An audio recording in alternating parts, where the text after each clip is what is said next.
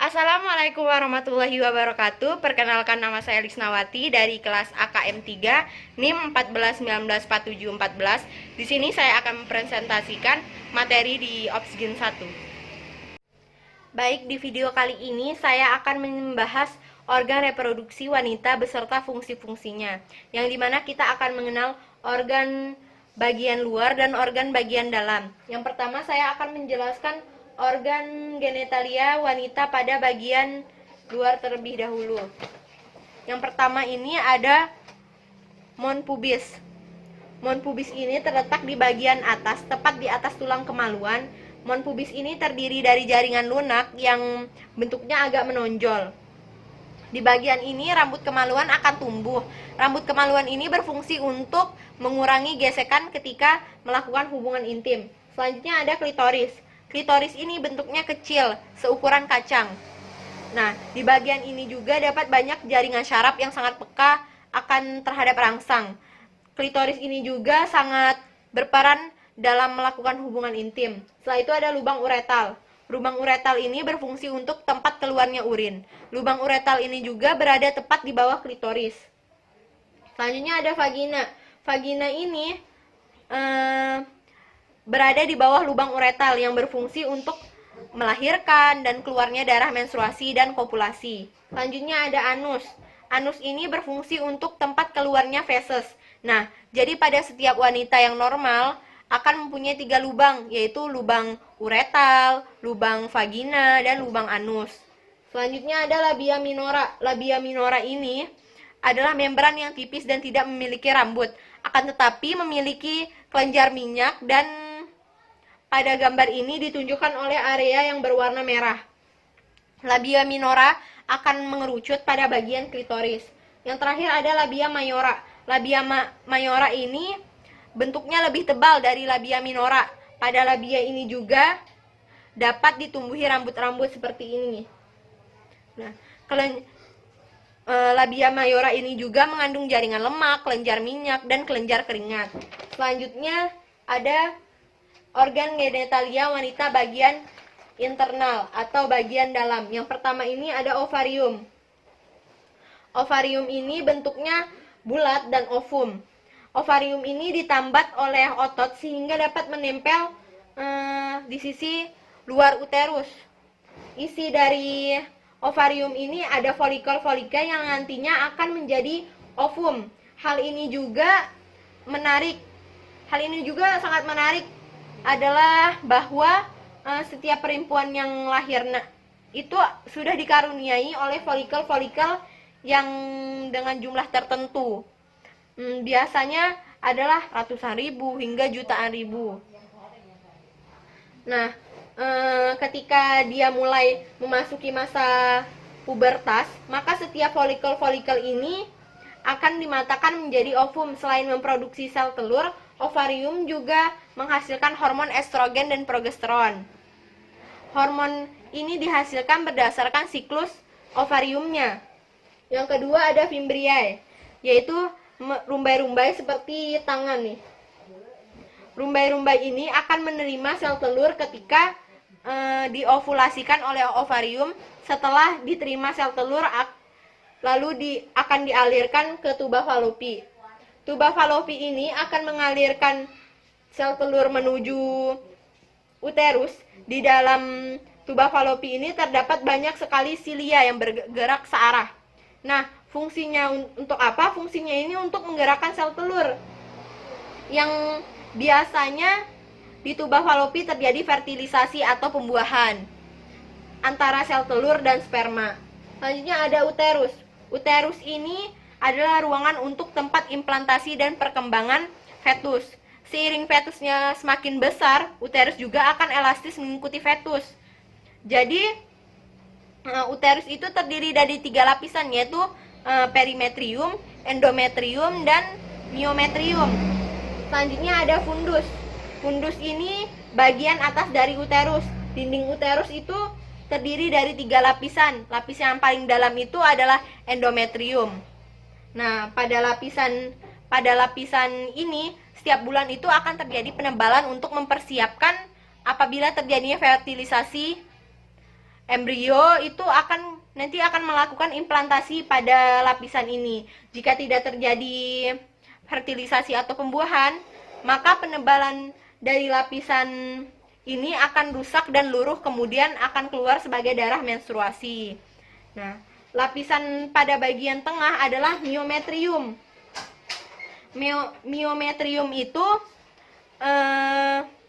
terdiri dari 3 lapisan otot polos. Terus kemudian lapisan paling terluar itu adalah perimetrium. Terus ada cervix. Cervix ini mulut uterus yang membuka jika terjadinya kontraksi. Setelah itu yang terakhir ada vagina. Vagina ini saluran yang menghubungkan antara organ reproduksi bagian luar ke organ reproduksi bagian dalam. Inilah saluran yang menjadi jalan ketika bayi lahir, darah menstruasi keluar, dan tempat kopulasi. Nah, selanjutnya ada organ genitalia laki-laki pada bagian interna. Yang pertama itu ada testis. Testis itu tempat untuk memproduksinya sperma dan juga sebagai penyekresi hormon androgen dan testosteron. Jadi pada testis ini terjadi spermatogenesis. Selanjutnya ada epididymis. Epididymis ini tempat penyimpanan dan pematangan spermatozoa. Selanjutnya ada vas deferens. Vas deferens ini saluran yang menghubungkan dari epididymis menuju kelenjar prostat. Nah, tentu saluran ini juga nantinya akan dilewati oleh spermatozoa. Selanjutnya ada uretra. Uretra ini saluran untuk sperma dan urin menuju keluar tubuh. Perlu diingat juga bahwa pria itu hanya mempunyai satu saluran untuk mengeluarkan sperma dan urin. Nah, selanjutnya ada kelenjar prostat. Kelenjar prostat ini menghasilkan cairan alkalin untuk menetralisir suasana asam di uretra dan vagina. Karena sperma tidak tahan terhadap suasana asam. Artinya sperma itu akan mati jika terkena suasana yang asam. Selanjutnya ada kelenjar Cooper atau kelenjar bulboretal.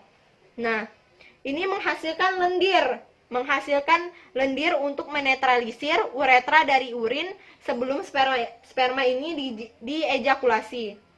Selanjutnya ada vesicula spinalis. Vesicula spinalis ini kelenjar yang berada di atas kelenjar prostat dan berfungsi untuk memproduksi cairan semen yang mengandung fruktosa.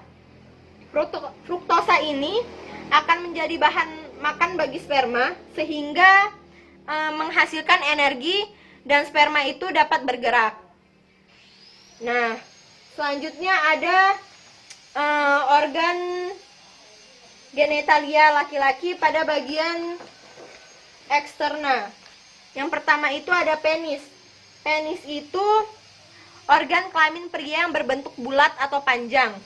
Berbentuk bulat panjang. Nah, yang berfungsi untuk kopulasi saluran yang mengeluarkan sperma dan urin. Penis ini juga tersusun atas korpus spongium.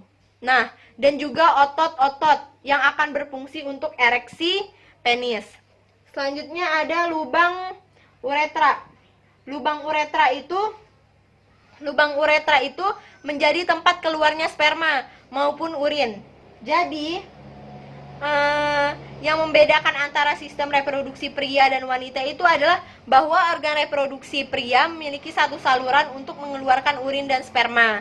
Nah, sedangkan pada wanita itu mempunyai salurannya masing-masing. Selanjutnya ada skrotum.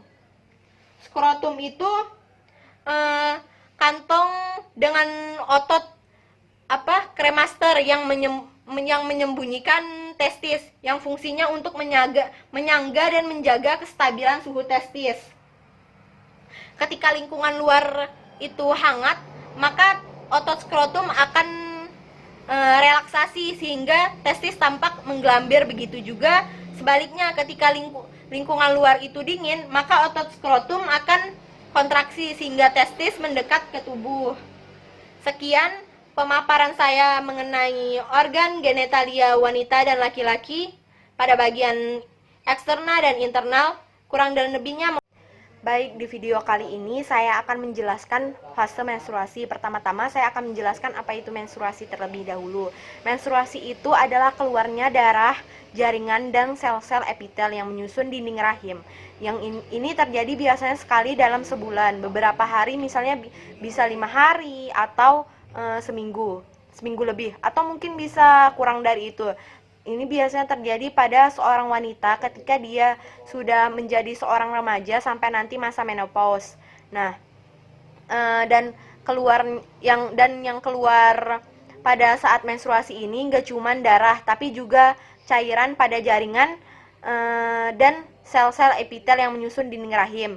Jadi intinya ini terjadi penyebab dari luruhnya dinding rahim ketika sel telur tidak dibuahi oleh sperma. Jadi sel telur itu dilepaskan oleh ovarium. Nanti ovarium itu menghasilkan sel telur. Nah, sel telurnya ini dilepas. Harusnya kan sel telur ini dibuahi oleh sperma, dan dinding rahim itu dipersiapkan sebagai tempat menempelnya sel telur yang sudah dibuahi oleh sperma. Ketika sel telur ini tidak dibuahi oleh sperma, maka sel telur ini akan luruh. Begitu juga dinding rahimnya. Dinding rahimnya ini udah siap, ternyata nggak jadi dipakai, maka dinding rahimnya juga akan meluruh, lalu keluar nanti lewat organ kewanitaan, keluar sebagai darah menstruasi. Nah, siklus menstruasi yang terjadi setiap bulannya ini dipengaruhi oleh 4 buah hormon. Yang pertama, hormon estrogen, yang kedua progesteron, terus LH dan FSH. Nah, hormon estrogen dan progesteron ini kebanyakan diproduksi di dalam ovarium, sedangkan hormon FSH dan LH ini diproduksi oleh kelenjar hipofisis yang berada di dalam otak. Nah, di sini saya akan menjelaskan memakai gambar ini. Nah, jadi ini itu jumlah hormon. Ketika dia naik, maka jumlah hormon ini banyak. Ketika dia turun, jumlah hormonnya itu akan berkurang. Cut. Ulang. Nah, di gambar ini saya akan menjelaskan ini suatu grafik jumlah hormon. Ketika dia naik, maka jumlah hormon ini akan banyak. Ketika dia turun, maka jumlah hormon ini akan berkurang. Yang di bawah ini itu apa? Ini gambar ketebalan dinding rahim. Di bagian ini dinding rahimnya itu tebal, sementara di sini dinding rahimnya itu tipis. Ketebalan ini nanti tergantung waktunya. Jadi dia akan menipis kemudian menebal lagi. Nah, pertama-tama kita akan membahas siklus menstruasi yang mulai dari fase menstruasi terlebih dahulu, dari hari pertama sampai hari kelima. Nah, ini disebut sebagai fase menstruasi. Dinding rahimnya ini makin turun, yaitu berarti atau makin menipis. Kenapa begitu? Karena ini dinding rahimnya meluruh atau habis berkurang sehingga dia akan menipis. Nah, dinding rahim inilah kemudian nanti akan mengakibatkan menstruasi. Dinding rahimnya ini meluruh. Terus yang terjadi itu pada fase menstruasi ini, yang pertama, hormon FSH yang dihasilkan di otak itu memicu berkembangnya folikel di dalam ovarium. Yang kedua itu dinding rahimnya yang di bagian endometrium ini akan meluruh lalu keluar bersama sebagai darah menstruasi. Yang kedua itu di hari kelima sampai hari ke-14 disebut dengan fase proliferasi. Di situ kalau dilihat dari sini dinding rahimnya ini makin lama makin menebal kalau kita lihat dari sini nih. Nah, di situ apa yang terjadi? Yang pertama itu folikel yang tadi berkembang terus hingga menjadi matang. Matang itu berarti dia udah siap untuk melepas sel telur di hari ke-14 dilepaskannya. Yang kedua itu folikel itu menghasilkan hormon estrogen dan progesteron. Nah, makin lama itu makin tinggi gara-gara dihasilkan oleh folikel. Apa fungsinya estrogen dan progesteron? Dia itu akan memicu dinding rahim untuk menebal. Jadi apa tujuannya? Tujuannya itu dinding rahim ini dipersiapkan nanti untuk menempatkan atau menempelnya sel telur kalau dibuahi. Selain itu, hormon estrogen ini memicu diproduksinya hormon FSH dan LH di otak. Jadi ketika dihasilkan hormon estrogen, hormon estrogen ini memicu diproduksinya hormon FSH dan LH. Makanya kalau kita perlihatkan ketika hormon estrogen makin banyak, FSH juga makin banyak, LH juga makin banyak, dan LH mencapai puncaknya dia meningkat secara mendadak. Yang di sini nih, makin mendadak. Itu mencapai puncaknya itu pada hari ke-14. Saat itulah terjadi ovulasi atau pelepasan sel telur. Hormon LH yang meningkat secara mendadak tadi akan mengakibatkan lepasnya sel telur dari ovarium. Proses ini disebut sebagai proses ovulasi. Terjadi pada saat kapan? Terjadi di hari ke-14. Penyebabnya gara-gara LH yang naik secara mendadak tadi ini. Nah, yang berikutnya ada fase sekretori yang terjadi pada hari ke-14 sampai hari ke-28. Nah, kan tadi setelah ovulasi sel telur itu kan keluar dari ovarium. Nah, sel telur yang keluar itu masuk ke dalam tuba falopi, dan di tuba falopi dia dipindahkan dan dia akan jalan terus, dipindahkan terus menuju rahim. Nah, harusnya kan di bagian dalam tuba falopi ini dia akan dibuahi sel sperma. Tapi kalau tidak dibuahi oleh sel sperma, maka sel telurnya pada hari ke-28 itu dia nyampe di rahim, sementara dinding rahim atau endometriumnya itu dari hari ke-14 sampai 28 terus dipertebal. Nah, ketika sel telurnya ternyata tidak dibuahi, maka yang akan terjadi folakel yang tadi melepaskan sel telur itu udah kosong. Jadi yang udah kosong ini disebut corpus luteum. Nah, ini corpus luteum. Nah, folikel yang tadi menghasilkan estrogen, ketika ternyata sel telurnya tidak dibuahi, maka folikelnya itu berhenti memproduksi hormon estrogennya tadi. Nah, gara-gara tidak dihasilkan lagi, akibatnya rendahnya hormon estrogen ini, hormon estrogen progesteron menyebabkan ke dinding rahim meluruh, sehingga setelah hari ke-28 menstruasi terulang lagi. Nah, ini terus yang terjadi setiap bulannya. Ini ketika sebut sebagai siklus menstruasi dari hari pertama sampai hari ke-28. Bagi sebagian wanita juga mungkin jumlah harinya ini berbeda, satu siklusnya mungkin lebih dari 28 hari, biasanya bisa juga 40 hari, dan bisa juga kurang dari itu misalnya 20 hari. Tergantung masing-masingnya. Cuman yang saya jelaskan ini yang terjadi secara umumnya gitu. Sekian presentasi dari saya, kurang dan lebihnya mohon dimaafkan. Wassalamualaikum warahmatullahi wabarakatuh. Baik, di video kali ini saya akan menjelaskan apa itu fertilisasi. Fertilisasi itu diartikan secara umum proses peleburan inti sel sperma dengan inti sel telur sehingga nanti membentuk zigot. Nah, terus zigot ini berkembang menjadi embrio. Nah, nanti embrio ini akan berkembang menjadi janin dan lahir sebagai bayi. Tempat terjadinya fertilisasi ini di tuba falopi, bukan di rahim. Dan di tuba falopi itu di saluran antara ovarium dan rahim. Nah, dalam setiap perkawinan itu sel sperma yang dihasilkan oleh pria itu jumlahnya sangat banyak, ratusan juta. Sementara yang akan membuahi sel telur hanya akan ada satu sel sperma yang akan membuahi satu sel telur. Sisanya itu akan mati. Nah, jadi manusia yang dilahirkan itu adalah dihasilkan oleh satu sel sperma yang terpilih dari sekian ratus juta. Kemungkinan sel sperma yang akan membuahi sel telur itu. Nah, di sini saya akan menjelaskan memakai gambar ini. Nah, proses fertilisasi ini dimulai dari ovulasi.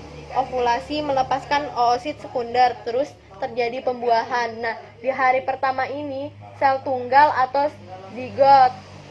Hari kedua sel, hari ketiga sel morula, hari keempat 16 sel atau stadium morula, dan hari kelima blastokista awal. Nah, hari ke-6 sampai ke-7 ini blastokista akhir. Nah, maka dari itu fertilisasi ini kan dimulai dari ovulasi, pelepasan sel telur dari ovarium menuju tuba falopi. Nah, di tuba falopi ini dia akan dibuahi ratusan juta sel sperma yang nanti akan datang dari luar. Lalu dia ini akan berenang terus nyampe di tuba falopi, lalu akan masuk ke dalam sel telur. Nah, proses masuknya sel sperma ke dalam sel telur ini bergabungnya inti sel sperma dengan inti sel telur yang disebut sebagai fertilisasi atau pembuahan. Nah, sel telur yang berhasil dibuahi ini nanti akan dikirim dan dibawa hingga menempel pada dinding rahim. Nah, maka yang emang udah disiapkan untuk itu. Nah, yang di bagian endometrium ini yang setiap bulannya setiap bulannya ini khusus sebagai tempat untuk menempelnya sel telur yang udah dibuahi oleh sel sperma. Ketika sudah menempel, maka saat itulah proses kehamilan terjadi. Sekian penjelasan saya mengenai fertilisasi atau pembuahan. Nah, di video selanjutnya saya akan menjelaskan tanda kehamilan tidak pasti dan tanda kehamilan pasti. Di sini saya menggambarkan tanda kehamilan tidak pasti itu ada sering buang air kecil, pusing, dan mual dan muntah. Sering buang air kecil ini bisa disebabkan karena ukuran rahim yang mulai membesar sehingga menekan kandung kemih yang menyebabkan keluhan ini muncul. Nah, ini berarti termasuk ke dalam kehamilan tidak pasti. Yang kedua itu ada pusing. Pusing ini kan bisa disebabkan faktor yang mempengaruhi itu karena tekanan darah turun atau stres, atau bisa disebabkan oleh cuaca yang kurang bagus, bisa karena panas gitu.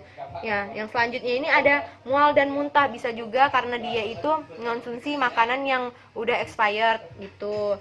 Nah, yang selanjutnya ini ada kehamilan pasti. Nah, kehamilan pasti ini pasti test pack-nya itu positif, ada garis merahnya 2. Yang selanjutnya ada USG. Pasti kan kalau kita sudah mengetahui dia hamil, kita akan melakukan USG dan di situ terlihat ada janinnya seperti ini.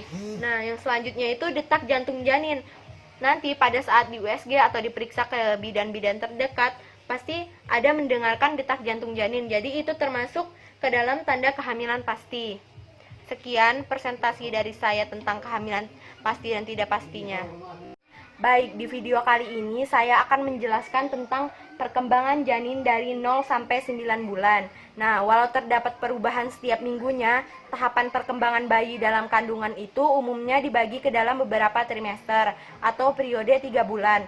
Perkembangan bayi dalam kandungan dimulai setelah pembuahan terjadi. Pembuahan sendiri umumnya baru terjadi itu 2 minggu setelah tanggal menstruasi terakhir dimulai. Menstruasi juga merupakan bagian dari kehamilan, walaupun belum bisa dipastikan hamil pada minggu-minggu ini. Tanggal terakhir menstruasi atau hari pertama haid terakhir itu kemudian digunakan untuk memprediksi tanggal persalinan, yaitu dengan menambahkan 40 minggu dari tanggal tersebut. Nah, ini yang saya gambarkan ini merupakan tonggak tumbuh kembang yang terjadi pada minggu ketiga hingga trimester akhir kehamilan. Nah, pada trimester pertama ini, pada minggu ketiga, seiring telur yang telah dibuahi berkembang, sebuah kantung embrio dan plasenta pun ikut terbentuk. Sel darah terbentuk dan ratusan sel lainnya ikut berkembang. Lalu sirkulasi darah pun dimulai. Pada akhir minggu keempat ini, tabung jantung janin sudah ada dan dapat berdenyut 65 kali dalam 1 menit. Di akhir bulan pertama ini janin sudah berukuran sepanjang 0,6 cm, lebih kecil dari butiran nasi. Nah, di sini juga akan mulai mengalami gejala kehamilan. Contohnya mudah kelelahan dan payudara membesar. Peningkatan level hormon HCG juga, menstruasi pun terhenti dan biasanya dijadikan tanda awal kehamilan. Pada minggu ke-6 ini wajah dan lingkaran besar untuk mata, hidung, mulut, telinga, serta rahang bawah dan tenggorokan sudah mulai terbentuk, dan janin sudah mulai terlihat melengkung seperti huruf C. Nah, pada minggu ketujuh ini janin mulai terbentuk tangan dan kaki, dan rahim kini telah berukuran 2 kali lipat pada minggu ke-8 sampai ke-10. Telah berhasil melalui masa kritis dari perkembangan organ dan struktur tubuhnya, telah berukuran hampir 3 cm panjangnya. Semakin banyak bergerak dan semakin terlihat seperti manusia. Pada minggu ini bayi dalam kandungan telah siap untuk berkembang. Nah, pada minggu ke-11 sampai ke-13 ini otak bayi itu akan berkembang dengan pesat. Ginjalnya juga sudah mulai mengeluarkan urin, dan jari-jarinya telah bisa mengepal seperti meninju.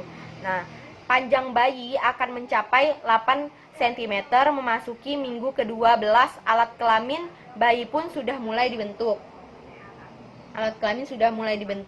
Nah, ini selanjutnya memasuki trimester kedua. Trimester kedua ini risiko keguguran akan ikut menurun karena kandungannya semakin kuat dan berkembang. Berat bayi dalam kandungan ini juga mencapai 42 gram dengan panjang mencapai 9 cm. Tulang dan tengkoraknya juga semakin mengeras dan kemampuan mendengarnya pun ikut meningkat.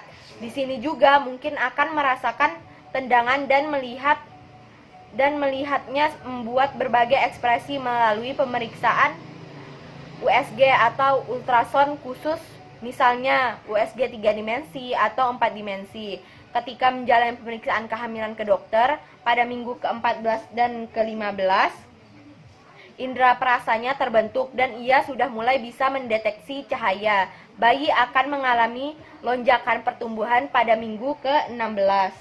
Di sini pada minggu ke-16. Dan alat kelaminnya pun telah berkembang dan baik sehingga bisa terlihat saat pemeriksaan USG. Pada minggu ke-19, pada minggu ke-19, bayi dalam kandungan pun sudah bisa mendengar suara. Memasuki minggu ke-20, bayi akan lebih banyak menelan dan memproduksi sejenis kotoran janin yang bernama mekonium. Bayi juga akan semakin terlihat seperti manusia kecil pada usia kehamilan memasuki minggu ke-22 yang di sini. Ia juga bisa merasakan gerakan dan mulai menumbuhkan rambut. Bayi juga akan bertambah berat karena ia sudah memiliki lemak. Pada minggu ke-26, di sini pada minggu ke-26, bayi mulai bisa menghirup dan mengeluarkan cairan plasenta atau cairan ketuban, yang merupakan pertanda baik karena dengan demikian ia sekaligus berlatih untuk bernapas pada minggu ke-27. Di sini juga pada minggu ke-27 kehamilan. Bayi dalam kandungan telah bisa membuka dan menutup matanya, menghisap jari-jarinya, bahkan cegukan. Mungkin ibu juga bisa merasakan geli ketika ia melakukan ini. Nah, pada trimester ketiga ini berat badan bayi bisa mencapai 1 kg dengan otot dan paru-paru yang makin berkembang. Kepalanya juga terus bertumbuh untuk mengikuti perkembangan sel saraf otaknya. Nah, kulitnya yang keriput menjadi semakin halus akibat lemak tubuhnya yang terus bertambah, dan ia sudah bisa berkedip, menumbuh bulu mata, kuku, dan rambut lebih banyak. Pada trimester akhir ini, bayi akan lebih banyak penambahan berat badan, hingga secara keseluruhan bisa mencapai sekitar 3 kilo dengan panjang 48 cm. Pada minggu ke-31, pada minggu ke-31, tendangan bayi pun akan lebih terasa kuat dan mungkin mulai mengalami kontraksi. Rahim yang kian membesar bisa menyebabkan nyeri ulu hati dan sekitar napas. Di sini juga akan merasa tidak nyaman berada di tempat tidur, serta terkadang tendangan bayi sudah bisa mulai dirasakan di minggu ke-29. Pada minggu ke-34, sistem saraf pusat ini 34, sistem saraf pusat ini dan paru-parunya akan semakin matang dan pergerakan tidak sesering atau seheboh sebelumnya. Bayi dalam kandungan ini akan semakin turun ke area panggul pada minggu ke-36 di sini. Pada minggu ke-36, seiring tanggal persalinan mendekat, di sini akan sering mengalami keputihan dan kontraksi. Memasuki minggu ke-37 dan disarankan mewaspadai gejala-gejala dari kondisi yang bernama preeklamsia. C. Komplikasi. Kehamilan yang ditandai dengan hipertensi dan juga kerusakan organ janin. Nah, air ketuban di sini mungkin akan pecah pada minggu ke-39 di sini. Kan ini 36 sampai 41. Nah, jika ini terjadi artinya akan segera melalui proses persalinan segera hubungi dokter, bidan atau pihak rumah sakit yang menjadi rujukan. Jangan khawatir jika melewatkan prediksi tanggal persalinan.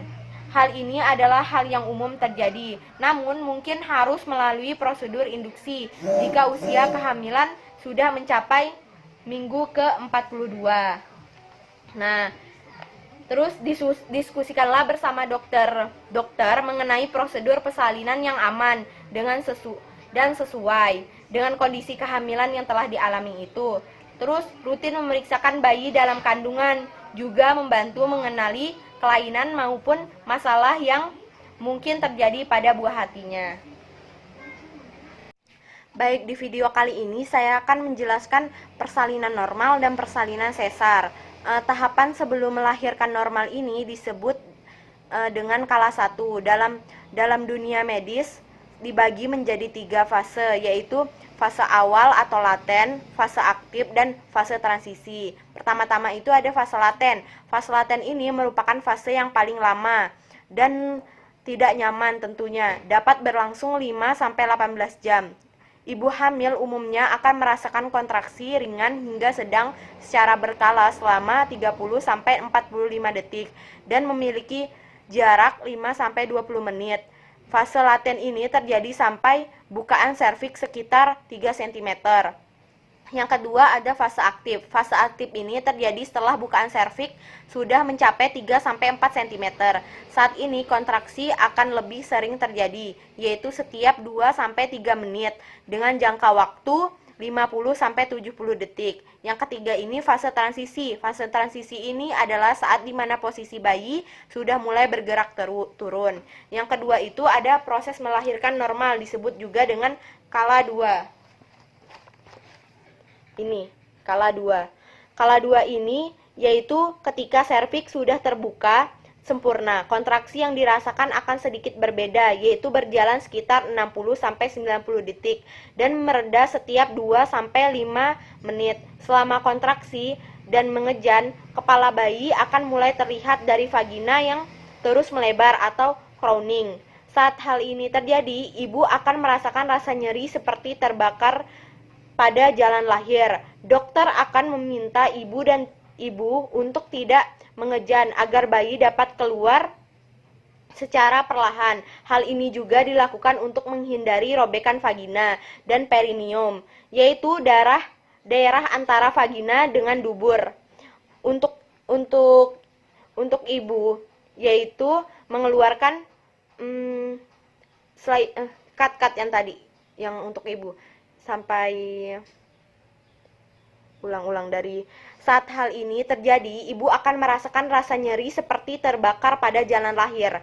Dokter akan meminta ibu untuk tidak lagi mengejan agar bayi dapat keluar secara perlahan. Hal ini juga dilakukan untuk menghindari robekan vagina dan perineum, yaitu daerah antara vagina dengan dubur atau anus. Setelah bayi dilahirkan, masih ada perjuangan ibu selanjutnya, yaitu mengeluarkan ari-ari atau plasenta. Masa ini disebut dengan kala 3. Kala 3 dalam persalinan. Dalam fase ini, kontraksi masih akan terjadi untuk melepas plasenta dari rahim dan mengeluarkannya. Waktu yang diperlukan umumnya tidak lama, yaitu 5-30 menit. Terus yang terakhir ada kala 4. Kala 4 ini dilakukannya pengawasan. Pengawasan dimulai sejak lahir plasenta dan berakhirnya 2 jam setelah proses tersebut.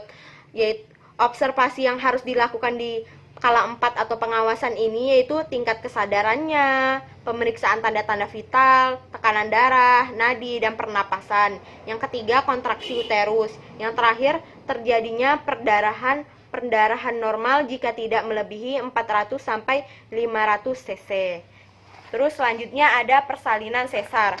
Persalinan sesar ini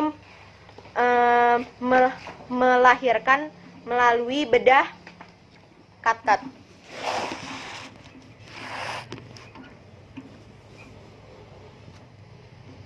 Selanjutnya ada persalinan sesar. Persalinan sesar ini melahirkan melalui bedah sesar, berarti mengeluarkan bayi melalui sayatan dari perut sang ibu, bukan dari vagina sebelum pembedahan. Sebelum pembedahan, dokter akan ulang. Baik, selanjutnya saya akan menjelaskan persalinan sesar. Persalinan sesar ini melahirkan melalui bedah sesar, berarti mengeluarkan bayi melalui sayatan dari perut sang ibu, bukan dari vagina. Nah, sebelum melakukan pembedahan ini, dokter akan melakukan anestesi atau pembiusan. Biasa disebut dengan epidural atau anestesi spinal. Nah, sehingga membuat daerah perut menjadi mati rasa. Saat melakukan proses penyayatan di area perut bagian bawah, jadi ibu itu akan sadar selama proses operasi sesar, namun akan mengalami mati rasa mulai dari area perut ke bawah. Namun pada keadaan tertentu akan dilakukan pembiusan umum. Nah, di berikut ini sejumlah kondisi yang tidak memungkinkan bagi seorang ibu untuk melahirkan normal. Operasi sesar ini saya gambarkan seperti ini.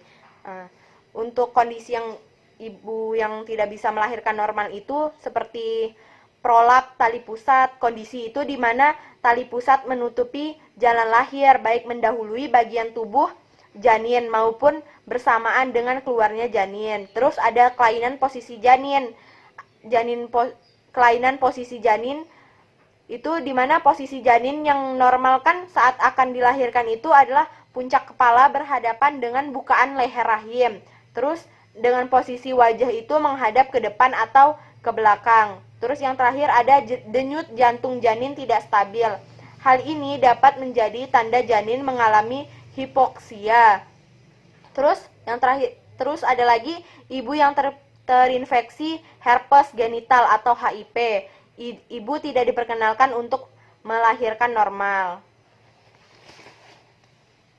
Baik, di video kali ini saya akan membahas masa nifas. Masa nifas itu adalah masa yang dihitung sejak seorang perempuan melahirkan hingga 6 minggu sesudahnya. Pada masa-masa tersebut, ibu akan mengalami perubahan-perubahan pada tubuh sehingga organ-organ yang berperan dalam masa kehamilan seperti perubahan bentuk rahim dan perubahan warna darah. Pertama-tama saya akan menjelaskan perubahan bentuk rahim ini. Dia ada involusi rahim. Pertama, setelah plasenta lahir, uterus keras karena kontraksi dan retraksi otot-ototnya. Yang kedua, fundus uteri kurang lebih 3 jari di bawah pusat. Yang ketiga, sesudah 2 hari, uterus akan mengecil dengan cepat pada hari ke-10, tidak teraba lagi dan dari luar. Yang keempat, setelah 6 minggu ukurannya kembali keadaan sebelum hamil. Yang terakhir itu uterus pada ibu yang multipera itu sedikit lebih besar. Terus ada perubahan warna darah. Perubahan warna darah ini pada hari pertama sampai ketiga setelah melahirkan disebut dengan losia rubra.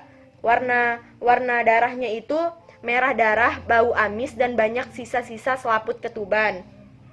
Setelah itu ada 7 hari setelah melahirkan itu disebut dengan losia sanguinolenta. Warnanya itu kecoklatan, tidak bau amis, dan jadi lebih sedikit darah dan lendir. Yang terakhir ini hari ke-14 setelah melahirkan disebut dengan losia serosa. Warnanya jadi kuning, tidak berbau, dan tinggal sedikit. Terus di sini saya ada menggambarkan tentang apa saja yang harus dilakukan dan dilarang. Yang pertama-tama itu yang harus dilakukan itu kita harus memenuhi nutrisi, istirahat, ambulansi, mobilisasi, personal hygiene, eliminasi, dan senam nifas tentunya. Sedangkan yang dilarang saat masa nifas ini yang pertama tentunya kita dilarang mengkonsumsi makanan pedas, diet ketat, olahraga ketat, mengangkat benda berat, dan mengenakan celana ketat, serta berenang.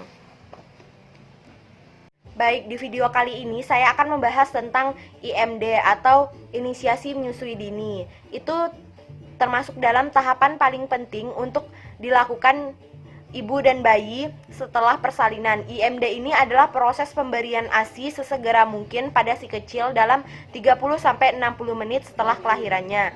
Selain itu, adanya sentuhan kulit langsung selama inisiasi menyusui dini juga dapat menjadi momen perkenalan untuk memperkuat ikatan batin dengan si kecil. Setelah badan bayi diperiksa dan dibersihkan, perawat nantinya akan langsung meletakkan si kecil di atas dada. Selama proses ini, tubuh ibu dan bayi sama-sama dalam kondisi telanjang, dengan badan bayi ditutupi selimut agar ia tidak kedinginan. Selanjutnya, biarkan bayi yang aktif bergerak sendiri mengikuti nalurinya untuk mencari puting payudara. Nah, di sini saya ada menggambarkan tentang IMD ini. Pertama-tama dia kan tadi direbahkan di dada sang ibu. Di sini dia akan ada tangisan awal, setelah itu relaksasi, setelah itu terjaga mata terbuka 3 menit setelah lahir. Setelah itu aktivitas refleks 5 menit setelah lahir. Setelah itu ada dia istirahat, merayap 35 menit setelah lahir, dan penyesuaian menjilat, menyentuh puting 45-60 menit setelah lahir. Terus ada mengisap kolostrum, melekat pada payudara. Setelah itu yang terakhir dia tidur 1,5 jam sampai 2 jam. Jadi di sini ada juga manfaat IMD. Yang pertama itu membuat ibu dan bayi rileks. Yang kedua meningkatkan sistem kekebalan tubuh bayi. Yang ketiga mengatur suhu tubuh dan detak jantung bayi. Yang keempat melancarkan proses menyusui eksklusif. Baik, di video kali ini saya akan menjelaskan tentang ASI eksklusif. Pertama-tama saya akan menjelaskan apa ASI eksklusif itu terlebih dahulu. ASI eksklusif merupakan pemberian ASI saja tanpa tambahan makanan lain pada bayi yang berumur 0-6 bulan. Jadi pemberian ASI eksklusif itu menyusui bayi sampai benar-benar bayi merasa cukup dan kenyang. Ganti payudara jika sudah dirasa ASI itu kosong. Setelah itu, rata-rata bayi menyusui itu 5-15 menit. Jika kurang dari 5 menit atau lebih 30 menit, mungkin ada masalah. Pemberian ASI eksklusif ini dilakukan setelah bayi baru lahir sampai usianya 6 bulan, tanpa pemberian makanan dan minuman lainnya. Setelah itu saya ada menggambarkan tentang bagaimana kita mengetahui tentang ASI eksklusif itu. Pertama-tama kita harus mencari informasi terkait ASI eksklusif dan berkonsultasi dengan dokter atau bidan tentunya. Setelah itu kita harus mempersiapkan kebutuhan nutrisi. Terus penuhi nutrisi itu bisa dimulai sebelum kehamilan. Setelah itu penyimpanan ASI eksklusif itu di dalam freezer atau kulkas. Jadi jenis-jenis ASI eksklusif itu ada kolostrum, susu transisi, dan susu matur. Setelah itu manfaat ASI eksklusif ini saya tuliskan ada 13. Pertama-tama sistem kekebalan tubuh bayi lebih kuat. Yang kedua membuat si kecil cerdas. Yang ketiga berat badan ideal. Yang keempat tulang bayi lebih kuat. Yang kelima mendapat limpahan kolesterol. Yang keenam mengurangi resiko terjadinya sindrom kematian bayi mendadak atau SIDS. Yang ketujuh memperkuat hubungan ibu dan anak tentunya. Yang kedelapan tubuh lebih cepat langsing. Yang kesembilan ASI eksklusif ini bisa sebagai KB alami. Yang ke-10 mengurangi stres, yang ke-11 mengurangi perdarahan, yang ke-12 resiko terkena kanker menurun. Yang terakhir hemat uang tentunya. Baik, di video kali ini saya akan membahas tentang laktasi. Pertama-tama saya akan menjelaskan apa itu laktasi. Laktasi ini merupakan teknik menyusui mulai dari ASI dibuat sampai pada keadaan bayi menghisap dan menelan ASI. Laktasi ini juga merupakan bagian kelengkapan dari siklus reproduksi mamalia termasuk manusia. Dan manajemen laktasi ini juga merupakan upaya yang dilakukan untuk mencapai keberhasilan dalam menyusui. Nah, manajemen laktasi ini juga sebaiknya sudah dilakukan sejak awal kehamilan hingga selama masa menyusui. Nah, di sini saya ada menggambarkan posisi menyusui dalam keadaan single. Pertama-tama itu ada cradle hold, cut yang tadi. Nah, di sini saya ada menggambarkan posisi menyusui pada posisi single. Pertama itu ada cradle hold yang ini.